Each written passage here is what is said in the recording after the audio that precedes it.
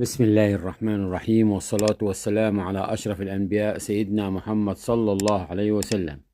ازيكم حبايبي؟ عاملين ايه؟ يا رب تكونوا بخير وبصحة وسعادة وسلامة يا رب. فيديو النهاردة فيديو مميز جدا جدا. هنعمل مع بعض العيش المنفوخ اللي بيطلع طري وهش زي القطن، وبمكونات بسيطة وموجودة في كل بيت. في أقل من ساعة هتكوني جاهزة.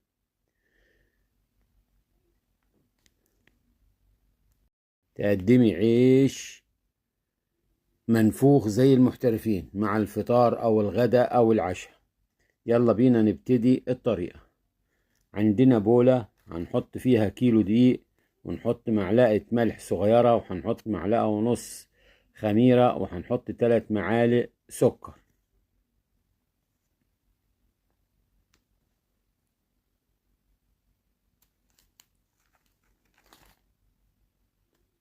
وبعدين نقلبهم كلهم مع بعض كده لحد ما يتداخلوا كلهم مع بعض.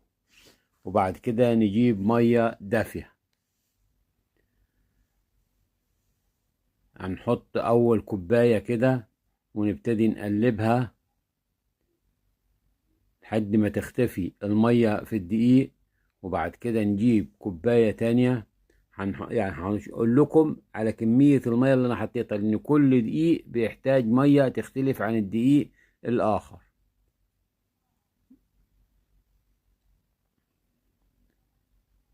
كوباية تانية، وهنبتدي نقلبهم وبعد كده نعجن بالإيد، ونشوف بعد كده هيحتاج قد إيه مية تاني.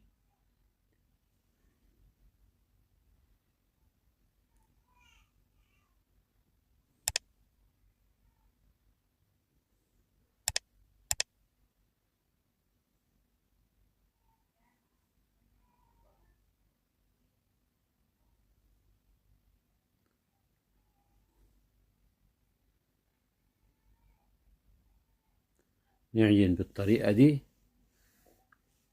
وطبعا العجين بيحتاج عجن كتير عشان يدينا العرق المطلوب بتاع العيش.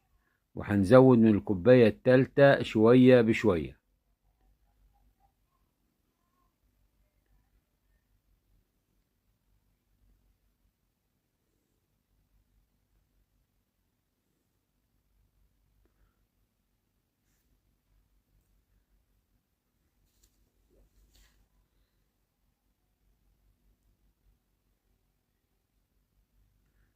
هتعملي عيش الكل هيسألك عن السر لو بتحبي الأكل المصري الشعبي، أو عايزة تبهري العيلة. عيش من بتاع زمان. لازم تكملي الفيديو للآخر عشان في تكات لازم تبقي عارفاها عشان تطلعي عيش منفوخ. وكده هناخدها على الرخامة وندعك على الرخامة ونزود في المية. كده العجينة معانا طلعت حلوة. هنجيب دلوقتي، مع شايفين الايد نظيفة، يعني كل العجين اللي في الايد طلع. هنجيب معلقتين زيت كده ونحط بيهم العجين ونقلبهم كده شوية، نلم بيهم العجين يعني. وبعدين نحطها في بولة ونسيبها لحد ما يرتفع العجين يتضاعف الحجم بتاعه.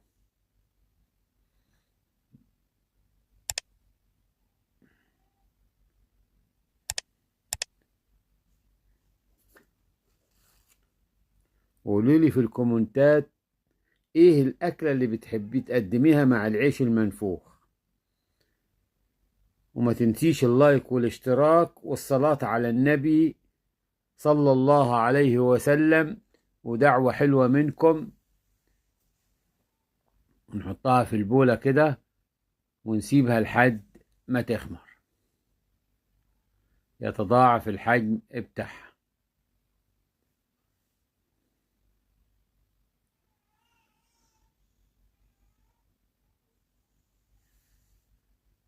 وكده تضاعف الحجم بتاعها. نطلعها بقى.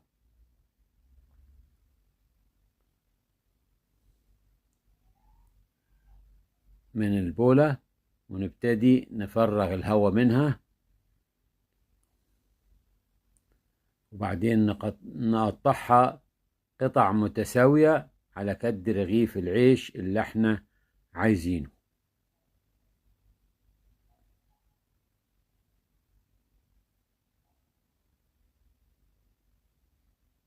سواء عايزين يعني المقاسات اللي انت عايزاها، عايزة عيش كبير، عايزة عيش صغير، عايزة عيش وسط، المقاس اللي انت عايزاه، بس يقبل الافضل تكون كل القطع متساوية.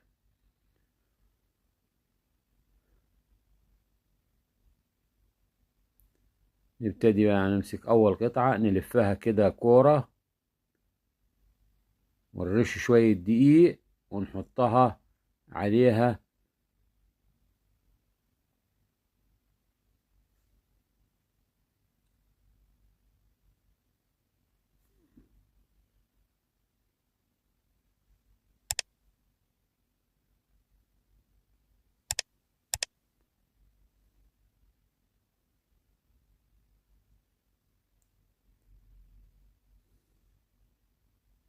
بعد كده نفرد أول كورة بدينا بيها، نبتدي نفرد فيها على قد الرغيف اللي احنا عايزينه، بسمك حوالي نص 4 ملي أو نص سنتي، ونحطها في صينية كده لحد ما نخلص كل العجين.